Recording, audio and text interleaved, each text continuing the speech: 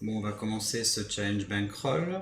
Donc, comme je vous l'avais dit, j'aimerais faire un petit challenge sur plusieurs semaines. Donc, le but, ça serait de faire un challenge de bankroll.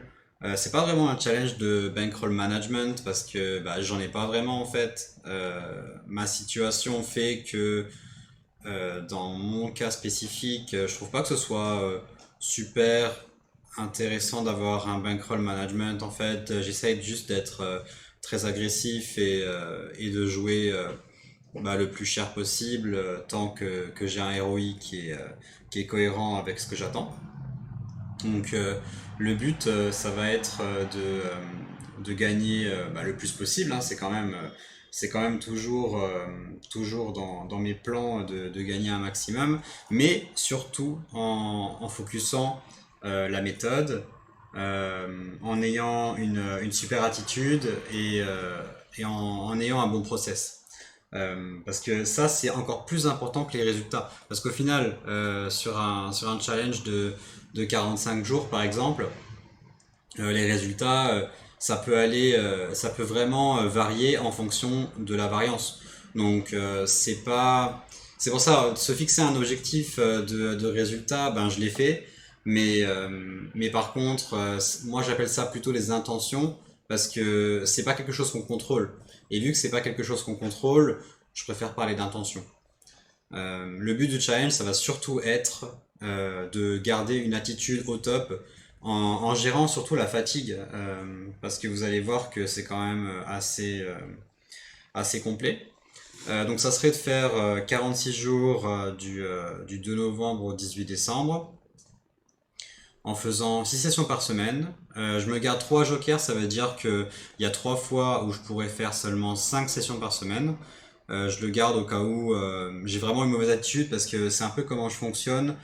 Euh, Parce qu'au final, euh, vous savez, si on se blesse par exemple, eh ben, on va directement aller chercher à se soigner. Par exemple, je sais pas moi, si on se coupe le bras ou si on se casse quelque chose, on va aller à l'hôpital. On va essayer de soigner la blessure. Mais par contre, avec le mental, on le fait pas vraiment. Et pourtant, c'est pareil, c'est vraiment le même fonctionnement. Et en appliquant ça pour les sessions, moi, ce que j'ai appris avec l'expérience, c'est que en fonction du déroulement de la session d'aujourd'hui, et ben demain, je vais avoir un comportement qui est différent. Par exemple, si ma session se passe super mal, en général, je vais faire beaucoup plus de méditation, ou je vais faire plus de sport, ou je vais faire du travail mental sur la gestion de la variance pour bien me rappeler pourquoi est-ce que c'est important de perdre, pourquoi est-ce que la variance existe, pourquoi il faut l'accepter. Euh, et, euh, et donc ça va être comme ça. Donc je vais essayer de gérer aussi la douleur parce qu'au final si je fais par exemple 15 sessions perdantes au bout d'un moment ça la cocotte minute elle siffle, hein. C'est pas, il y a personne qui est complètement je pense immunisé à ça et moi aussi je passe des mauvaises sessions et parfois j'ai une mauvaise attitude, mais la plupart du temps mon attitude elle sera bonne. Mais le but, ça va être aussi de gérer la fatigue, parce que sur ces 46 jours, j'aimerais faire entre 1000 et 1200 MTT. Donc ça fait 42 heures de grind par semaine. C'est bah, c'est à peu près ce qu'on fait quand on taffe, quoi. Sauf que là, c'est 42 heures où on est concentré vraiment de façon super intensive. Alors que, bon, au travail, je pense pas qu'il y ait beaucoup de personnes qui soient concentrées vraiment pendant 42 heures. En tout cas, moi, je l'étais pas. Le but, ça serait de viser entre 30 et 38K de spending. Le spending, c'est vraiment important pour votre plan quand vous fixez des objectifs.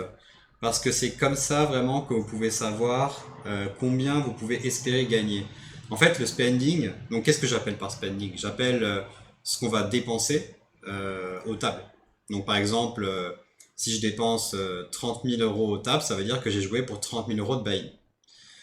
Et c'est beaucoup plus important que l'ABI ou que quoi que ce soit, parce que si vous jouez à ABI 200, mais que vous faites 10 MTT par mois, et ben ça sera beaucoup moins intéressant que si vous jouez ABI 30 et que vous faites 600 MTT par mois. Vous gagnerez beaucoup moins. Donc le spending, c'est quelque chose qui est très sous-estimé, je pense, et on n'en parle pas beaucoup. Mais en tout cas, moi, j'aurais vraiment une target de spending. L'ABI, de toute façon, l'ABI, il va être entre 30 et 40, je pense. Je vais jouer tous les 50, je vais jouer tous les 30, je vais jouer les plus beaux 20, et des 10, ça m'étonnerait, sauf quand vraiment je fais des sessions catastrophes où il me reste 3 tables. Là, ça va m'arriver de jouer des 10 euros. Et donc ça, c'est pour les moyens buy-in et les petits buy-in. Et ensuite, je vais jouer l'extase quand il est beau. L'extrême, je le jouerai pas, ça c'est sûr. C'est pas un tournoi que je vous recommande d'ailleurs. L'extase, je le jouerai s'il est beau, s'il y a 20-25K garantie et que je suis en train de passer une bonne session. Je vais le jouer seulement quand je suis vraiment dans une bonne attitude. Mais par contre, le dimanche, je vais très souvent me permettre de jouer le Battle Royale et le Main Event et probablement l'Extase. L'Extase, c'est pas un tournoi que j'aime tant que ça. Je trouve pas qu'il est si bénéf que ça. Donc je l'évite assez. Mais le dimanche, en gros, je vais faire une grosse session. C'est pour faire des shots.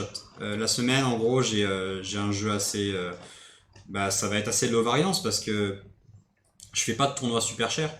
Mais par contre, le dimanche, ça me dérange pas de jouer des tournois un peu plus chers pour shot et pour essayer de faire des gros gains qu'on peut pas faire la semaine. Donc ça, c'est au niveau de la technique, la sélection du challenge. Par rapport aux vidéos, je vais faire des vidéos tous les jours, je pense, mais une vidéo courte en fait de 3, 5, 10 minutes et essayer de parler d'un point mental.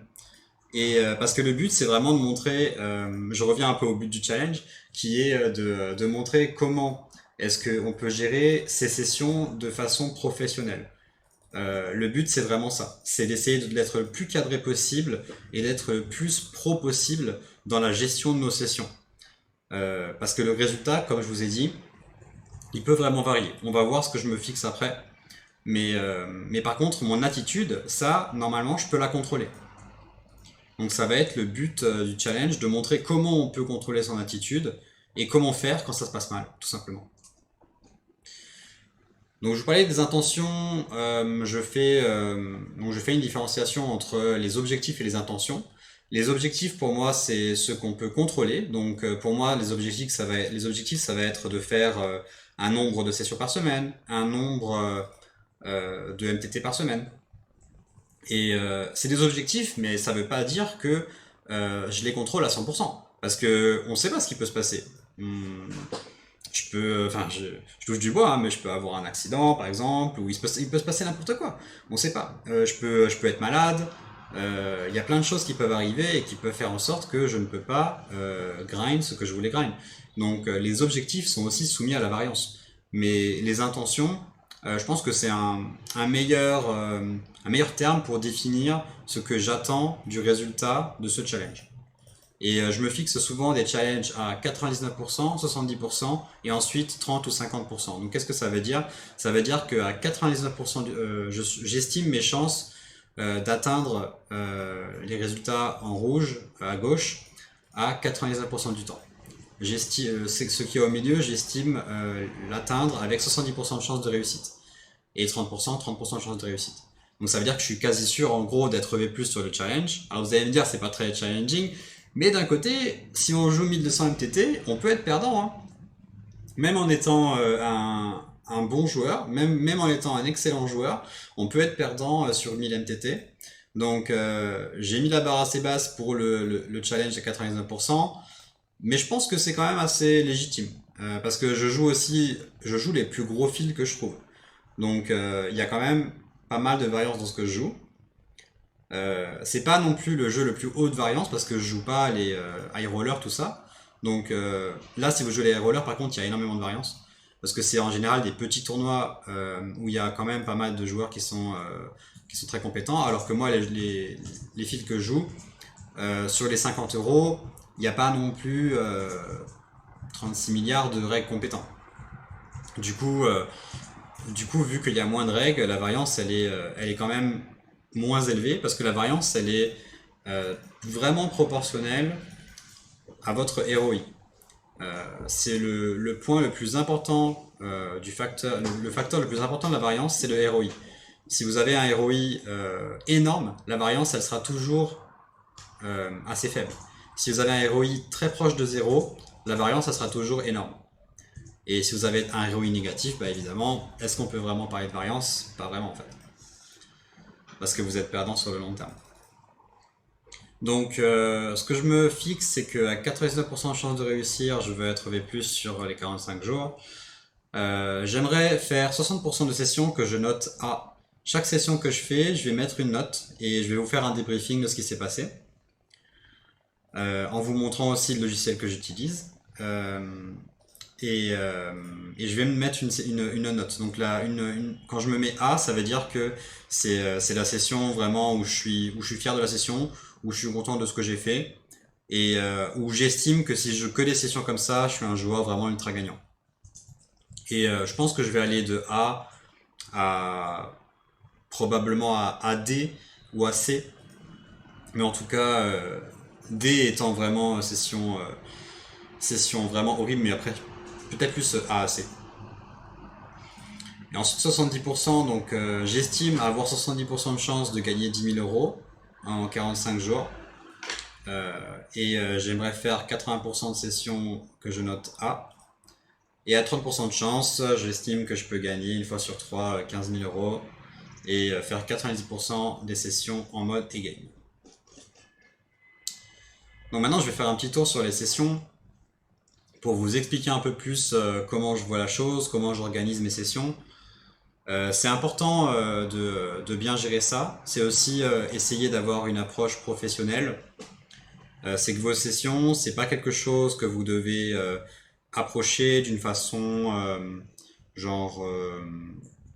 enfin à l'arrache quoi. Vous n'avez pas envie de venir pas faire de warm-up, arriver dans la session, lancer des tournois un peu au pif comme ça et commencer à n'importe quelle heure, finir à n'importe quelle heure.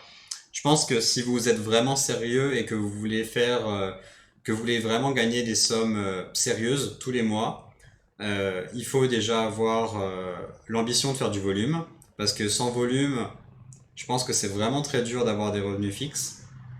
À mon avis, le volume, c'est 80% de nos gains, parce qu'un joueur qui fait 150 MTT par mois, bah ouais, il va pouvoir gagner énorme parfois, mais il va falloir chatter. Alors que si vous faites 600 MTT par mois, le facteur chance, il est assez faible quand même. Quand je jouais des low stakes et que je faisais 600 MTT par mois, je faisais quasiment pas un mois perdant. Maintenant, bon, je joue des tournois vraiment différents, qui sont des fields beaucoup plus grands contre des joueurs plus compétents. Donc maintenant, je peux faire des mois perdants, ça m'arrive. Mais avant, c'était vraiment très rare, parce que le volume lisse vraiment la variance. Donc le but, ça va faire de faire des sessions de 18h à 23h, donc en commençant à m'inscrire sur les tournois à partir de 18h et en s'inscrivant jusqu'à 23h. Donc après, parfois, je vais lancer le GoFast à minuit, ça dépend aussi. Le but, c'est un peu de s'adapter, hein. Si je suis dans un bon mindset, en gros, la session, de toute façon, on peut pas l'arrêter. Donc comment est-ce qu'on va gérer si on réussit bien à être dans la session ou pas? Ce qu'on va faire, c'est que si ça se passe bien, eh ben, on va jouer le plus cher possible et on va jouer le plus longtemps possible. Si ça se passe mal, on va jouer, plus ça se passe mal, moins on va jouer cher et moins on va jouer sur la longueur. Donc, dans le fait de mal jouer, il y a aussi, je prends en compte la fatigue. Il y a parfois, je vais être fatigué. Par exemple, il y a des jours où je fais du coaching, le soir, ça m'arrive d'être fatigué et du coup, je fais des erreurs. Donc, par exemple, hier, j'ai fait des sessions et j'ai eu une heure de coaching et j'ai fait des erreurs parce que j'étais vraiment fatigué. Je sentais que c'était des erreurs de fatigue que je ne referais pas si j'étais à froid. Donc, quelque chose que j'utilise, c'est les rappels. Donc j'ai une liste de rappels sur mon ordinateur qui me rappelle qu'il faut que je lance les tournois. En fait, toutes les sessions sont les mêmes pour moi.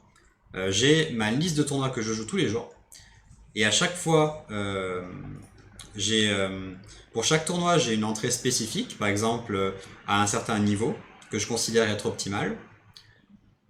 Et j'ai un rappel pour ne pas oublier de le lancer. Donc qu'est-ce que ça a comme conséquence? C'est que moi j'ai pas besoin de toujours être sur le lobby, à regarder ce qu'il y a que je dois ouvrir, à pas manquer un tournoi. Ça me permet de focus à fond sur le jeu, pas besoin de regarder qu'est-ce que je dois lancer, et ça me permet juste de me concentrer sur la session. Donc évidemment, je vais vous montrer le logiciel que j'utilise. C'est un tout nouveau logiciel qui a été créé par PMS que je trouve incroyable. Il est vraiment excellent et il permet de bien gérer ses sessions, mais surtout au niveau mental et au niveau des objectifs. Donc de toute façon, je vous montrerai tout ça.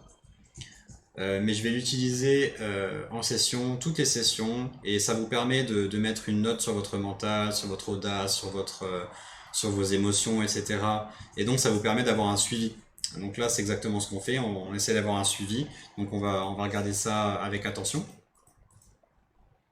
Après, quand je fais des sessions, j'aime bien vraiment être focus sur ce que je fais. Je pense que j'ai beaucoup d'edge quand j'ai peu de tables, parce que ça me permet vraiment d'aller dans le fond du spot, de bien réfléchir au profil, de bien analyser les statistiques du tracker. Je suis vraiment fervent des trackers. Je trouve qu'il y a énormément d'informations qu'on peut trouver là-dessus. Je pense jouer d'une façon optimale quand j'ai entre 8 et 10 tables. Donc chaque session que je fais, elle coûte entre 800 et 1200 euros. Ça dépend si je lance tous les tournois de la grille et ça dépend si c'est dimanche ou pas. Donc dimanche, ça peut même peut-être aller un peu au-dessus. Et ensuite, à chaque session, je vais faire un warm-up, un cool-down et je vais me noter. Donc les warm-up et le cool-down, je vais vous expliquer ce que c'est, mais plus dans les petites vidéos que je vais faire chaque jour quand je fais le débrief de la session. Comme ça fera du contenu à apporter et ça vous permet d'avoir des informations aussi, pas seulement les résultats. Parce que je compte quand même vous montrer les résultats. Je pense que ça va vous ennuyer si je mets pas de résultats du tout. Même si il faut vraiment se rendre compte que je pense pas que c'est important, les résultats court terme. Les résultats long terme sont évidemment importants, mais les résultats court terme sont pas importants. Mais il n'empêche que bon, c'est juste, c'est plus pour avoir un suivi et c'est anecdotique en fait, mais je pense quand même que c'est mieux, ça va faire plus d'impression à mon avis. Pour la récupération, on va mettre plusieurs choses en place parce que là, je vais faire quand même pas mal de grind. 42 heures, on a vu, ça fait beaucoup. À côté de ça, je bosse tous les jours un peu le jeu quand même, au moins 30 minutes, 1 heure. Donc, je vais essayer de limiter ça. Je vais jamais faire plus d'1 heure. À côté de ça, oui, je fais d'autres choses. Je fais du coaching, je vais faire les vidéos YouTube. Je suis pas mal actif sur Twitter. J'ai quand même pas mal d'activités. Je suis aussi présent sur le Discord de PMS beaucoup et je suis dans l'équipe PMS de toute façon. Et je fais pas mal de crypto aussi, donc ça fait pas mal d'activités. Donc par semaine, je suis quand même assez souvent occupé. Et le but, ça va être d'être le moins fatigué possible, parce que plus on est fatigué, moins on va gagner d'argent quand les gros soirs arrivent. Donc comment est-ce qu'on va faire ça? On va limiter le travail théorique, on va faire pas mal de sport et de méditation pour se remettre. Le sport, donc ça permet je trouve que le sport, c'est vraiment la récupération du corps. Ça permet de sortir le stress, etc. Et la méditation, c'est la récupération de l'esprit. Vu que j'ai beaucoup d'activités qui nécessitent beaucoup de mental, ça me permet de me relaxer un peu et d'essayer de sortir du poker en fait et de revenir un peu sur moi-même. Et ensuite, ça c'est ce que je vous disais avant, c'est que je vais essayer de m'adapter un maximum et de vous montrer comment on s'adapte. Donc si je fais une excellente session, le lendemain, a priori, je vais passer une journée standard. Mais par contre, si je passe une session vraiment horrible, le lendemain, en général, je vais m'adapter et je vais trouver des solutions pour me remettre mentalement. Un espèce de bandage en fait, un espèce de pansement pour aller mieux et pour passer une meilleure session le soir venu. Parce que là, du coup, le but du challenge, c'est d'avoir un rythme soutenu. Et c'est ça qui est bien. Parce que du coup, quand on fait 6 sessions par semaine, c'est là où ce qu'on a dans le ventre, en fait, ça va sortir. Euh, Si on fait une session par semaine, c'est pas dur de faire une session A-game par semaine et d'avoir une attitude mentale au top. C'est facile parce que on n'a pas à encaisser les coups. C'est une session par semaine, tout le monde peut le faire. Mais par contre, 6 sessions par semaine, si ça se passe pas vraiment bien au table, ça peut être vraiment challenging. Avec tout ça, un truc qui est ultra important, c'est l'équilibre de vie. Donc, qu'est-ce que ça veut dire? Ça veut dire voir ses amis, ça veut dire avoir d'autres activités que le poker, ça veut dire sortir de chez soi, aller prendre l'air, aller prendre le soleil, s'amuser en fait, jouer à des jeux. Il y a tellement de choses à faire et ça, c'est vraiment quelque chose que beaucoup de joueurs sous-estiment, mais qui vous rattrape. Si vous n'êtes pas équilibré dans votre vie et qu'il n'y a que le poker qui est important, ça met énormément de pression sur les résultats, ça met énormément de pression sur vos sessions et c'est beaucoup plus compliqué de passer de bonnes sessions quand vous n'avez pas un bon équilibre de vie.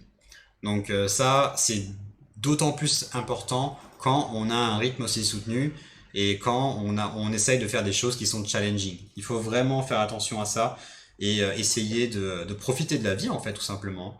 On n'est pas là juste pour se prendre des bad beats non plus toute la journée et pas avoir de résultats. Imaginez la vie que c'est. Il faut forcément que on fasse des choses qui nous font plaisir. Euh, il faut pas qu'on soit toute la journée, toute la semaine en souffrance. Sinon, ça peut pas bien se passer. Alors un autre aspect qui est fondamental, ça va être l'énergie. Vu que le rythme est soutenu, le but ça va être de faire attention à mon sommeil, à dormir entre 7 et 8 heures, faire des siestes l'après-midi, alimentation la meilleure possible. J'ai une alimentation qui est très bonne en général, basée, j'ai envie de dire, 80-95% à base de plantes. Enfin de plantes, un plant-based diet quoi. Je sais pas trop comment on dit en français. Je suis pas vegan, mais je mange du poisson, mais par contre à côté de ça, je mange pas de viande, je mange pas grand chose en ce qui concerne la charcuterie tout ça. Donc j'ai quand même une alimentation assez saine. Je fais beaucoup de sport, je vais au sport 5 fois par semaine, je fais 1 heure de marche par jour. L'énergie, ça va être quoi d'autre? Ça va être la gestion du stress, donc gestion des sessions, ça veut dire faire beaucoup aussi de débriefing. Donc les débriefings YouTube, ça va m'aider, de faire de la méditation. Euh, et je pense que ça fait déjà une bonne base, hein. De toute façon, la base de l'énergie, c'est le sommeil, l'alimentation, l'activité physique et le stress. C'est vraiment les 4 piliers, à mon avis, qui sont super importants. Il y en a d'autres que j'ai pas vraiment sous la main, mais si vous gérez ça, ça va déjà être une bonne partie de l'énergie. Et ensuite, on va essayer au maximum de maximiser les pauses et d'en faire le plus possible dans le sens de la relaxation, dans le sens de la récupération. Donc je vais y réfléchir et je vais faire une vidéo là-dessus pendant l'un des débriefs. Par exemple, je sais pas, on pourrait se fixer 2 minutes de méditation, après peut-être 30 secondes de pompe, après des exercices de cohérence cardiaque. On verra ça. Mais en tout cas, je vais vraiment faire un maximum pour focus là-dessus parce qu'on est joueur d'MTT. Mes sessions elles durent entre 7 et 8 heures. On a 5 minutes de pause par heure. Il faut en profiter quoi. Et voilà, voilà pour le challenge. Donc on est parti. Je vais vous montrer tout ça et on va essayer de faire le maximum. Donc pour résumer, le challenge ça va être de faire 45 jours, 46 jours vraiment où je focus l'attitude, où je focus la méthode, où j'explique comment est-ce que j'essaye d'être le plus professionnel dans mon approche et pour vous apporter un peu mon expérience, comment je vois les choses et puis si ça marche ou pas, hein. De toute façon sur 1200 MTT, je vous ai dit qu'il y a une tonne de variance, mais il peut aussi se passer de belles choses. Là, il va y avoir les Pocus, il y a des Powerfest, donc on peut quand même faire des gros scores. et ça peut vraiment aboutir à de belles choses. Donc voilà le challenge et on commence aujourd'hui et je vous dis à demain pour la première vidéo. Allez, salut!